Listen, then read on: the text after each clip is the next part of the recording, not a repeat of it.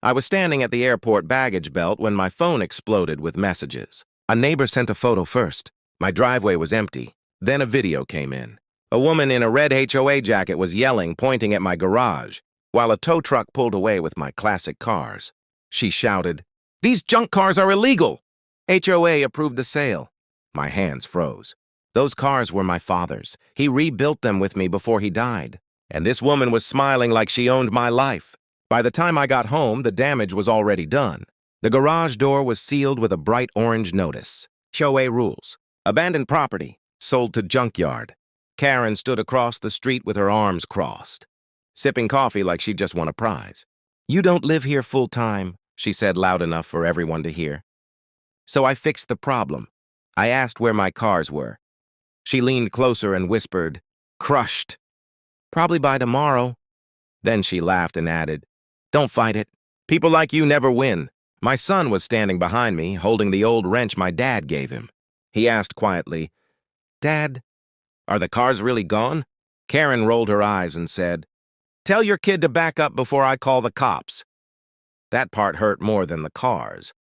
I stayed calm, not because I was weak, but because I knew something she didn't. While she was busy pretending to be the law, my body cam was already recording everything. Before I could say another word, she pulled out her phone and dialed. "Yes, officer," she said loudly. "There's a man trespassing and threatening me." I looked at the sealed garage, the empty driveway, my confused child, and then at her HOA badge shining in the sun. I took a slow breath and thought one thing. She just made the worst mistake of her life. 2 cars showed up fast. Too fast, no sirens. Just flashing lights slapped on dashboards. 2 men stepped out wearing black vests that didn't quite look right. Karen's face lit up like she planned this all along. "That's them!" she yelled, pointing at me. "He's refusing HOA orders and threatening a board member. One of the guys told me to put my hands where he could see them." My son grabbed my jacket. I told him softly, "Stand back. Don't say a word." They asked for my ID. I handed it over slowly. One of them glanced at it and frowned for half a second, then looked at Karen. She jumped in fast. "He's been a problem for months. Those cars were junk. HOA had every right to sell them." I asked the men a simple question. "Which department are you with?" The taller one said, "County Enforcement." No badge number, no name, just attitude. That's when I knew. These weren't real cops. Karen didn't notice my calm. She was enjoying this too much. "Tow his other car," she said. "And if he resists, arrest him." My son started to cry. I felt my jaw tighten. One of the fake officers stepped closer and whispered, "Make this easy." I looked him straight in the eye and said, very quietly, "You sure you want to do this on camera?" Karen laughed out loud. "Camera?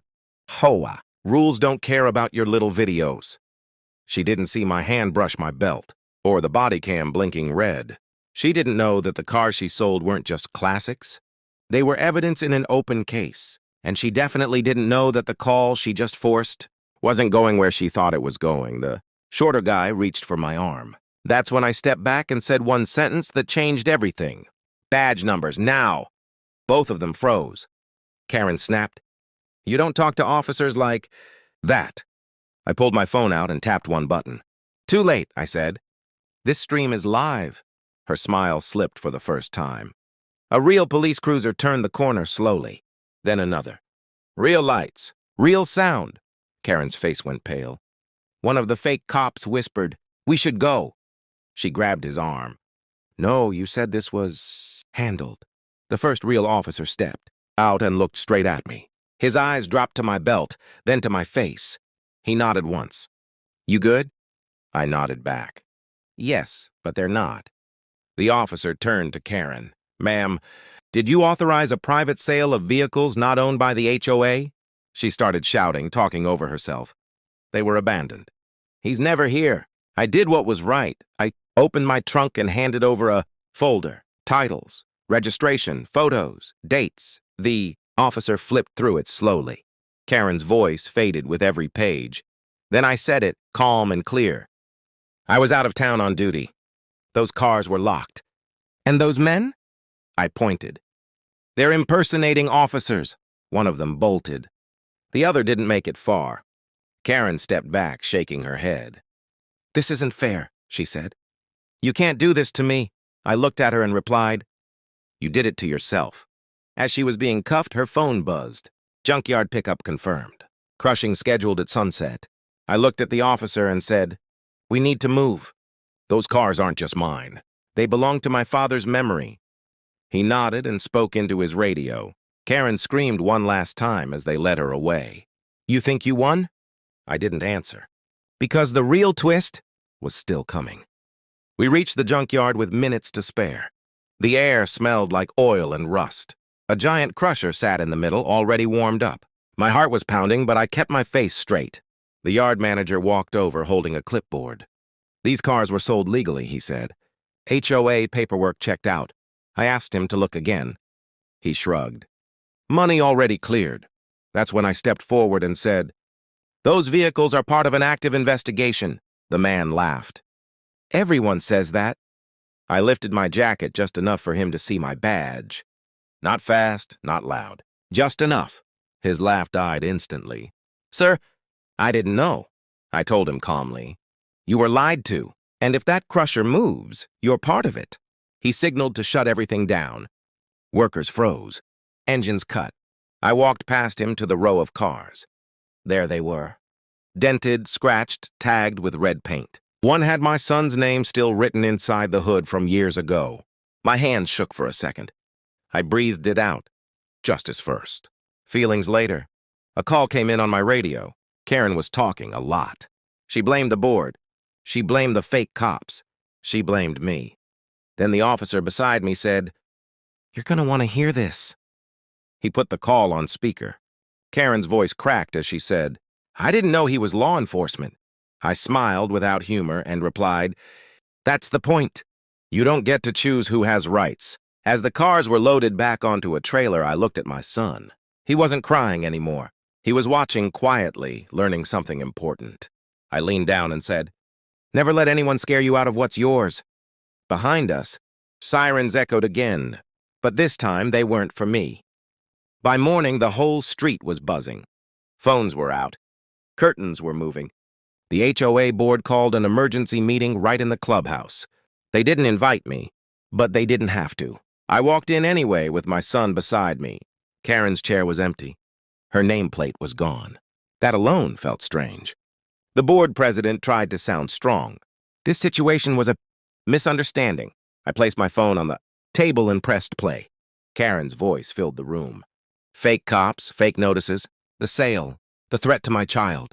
Every word echoed. One board member covered her mouth. Another stood up and said, "She told us the cars were abandoned." I looked at him and replied, "She told you a lie. And you didn't check." That's when another twist hit. A man in a suit walked in with two officers. He introduced himself as the HOA's legal counsel. His face was tight. "We have a problem," he said. "The land this house sits on," he paused and looked at me, "was never transferred to the HOA. The room went silent. He continued, "This property is outside HOA control. Always has been. You could feel the air drop." One board member whispered, "Then Karen had no authority." I nodded slowly. "She never did." My son squeezed my hand. The lawyer added one more thing, almost shaking. "And the HOA may now be facing federal charges for conspiracy and fraud." Chairs scraped back. Panic spread fast. As I turned to leave, one of the neighbors stopped me. "Why didn't you say anything earlier?" I looked back and said quietly, "Because people show their true face when they think they have power." Outside, squad cars pulled up again. This time, they were heading to Karen's house. And this time, there was no one left to protect. Karen's house was loud. Before the cops even knocked, shouting, crying, doors slamming. Neighbors stood far back, recording everything. When they walked her out in cuffs, she didn't look powerful anymore. She looked small. She kept yelling, "They pushed me to do it." No one answered. One officer read the charges out. Loud, fraud, theft, impersonation, child endangerment. Each word hit harder than the last. A reporter showed up and shoved a mic toward me. "Do you feel bad?" I looked at the camera and said one line that spread fast online. "I feel bad for anyone who thinks rules matter more than people. That clip went everywhere. By night, the HOA page was shut down. Board members resigned one by one. The fake cops were identified. Both had records. Karen had hired them before. This wasn't her first time. Then another twist landed. An officer came to my door with paperwork. The junkyard owner was suing the HOA. Other families came forward, cars, fines, threats. Karen had been doing this for years. She just picked the wrong house this time. I signed a statement and closed the door. Later that night, I sat in the garage with my son. We wiped dust off the cars together. He looked up at me and said, "Dad, why did she hate us?" I thought for a moment, then said, "She didn't hate us. She hated that she couldn't control us." He nodded like he understood more than he should. As I turned off the light, my phone buzzed again. A message from the department. "Internal review complete. You're cleared." I smiled slightly. Because the truth was, I was never in trouble. And the final twist? This story wasn't ending with her arrest. It was about to hit court. And that's where everything really falls. Apart, court day came faster than anyone expected. The room was packed. Neighbors, reporters, even people from other states watching online. Karen sat at the table in a plain suit, no makeup, no power left. She kept looking back at me like I did this to her. I didn't look away. I didn't need to. Her lawyer tried hard. He said it was confusion, bad advice, HOA pressure. Then the judge asked one question. "Did you sell property that was not yours?" Karen went quiet. Too quiet. The video played next. Her voice again. Clear. Confident. Laughing while my cars were taken. The judge stopped the video halfway and said, "That's enough." Then my turn came. I didn't raise my voice. I didn't attack her.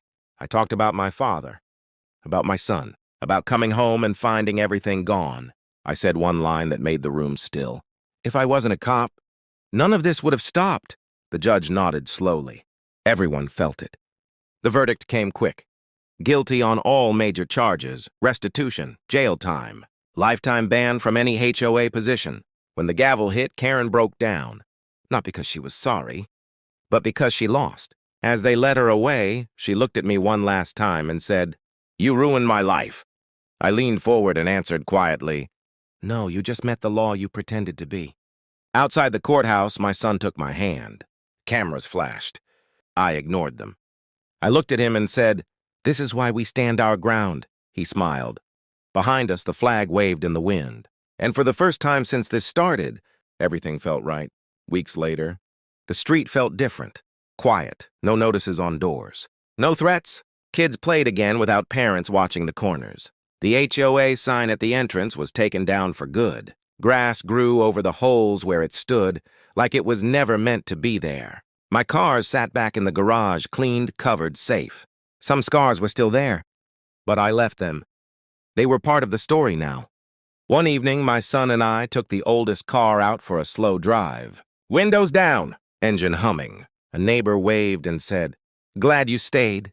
I nodded and answered with a line people still repeat online. This was always my land. I just proved it. My son smiled like he felt proud, not scared anymore. I parked the car and looked at our home. Simple, strong, still ours. I thought about how close we came to losing it all because one person wanted power. That's when it hit me. This wasn't just about cars or badges or rules. It was about knowing your rights and not backing down when someone tries to erase you. Later that night, I locked the garage and turned off the light. My phone buzzed one last time. A message from a neighbor I barely knew. "You gave us courage." Put the phone away and whispered, something my father used to say. Something that feels true now more than ever. Freedom isn't given. It's defended. The street went quiet after that. Karen was gone. The HOA was finished. My cars stayed where they belonged, and my son slept easy again. Nothing flashy, just peace. I stood in the garage one last time and touched the hood of my father's car. Some people think power comes from titles or fear. They're wrong. Real power is knowing your rights and never letting anyone take them from you.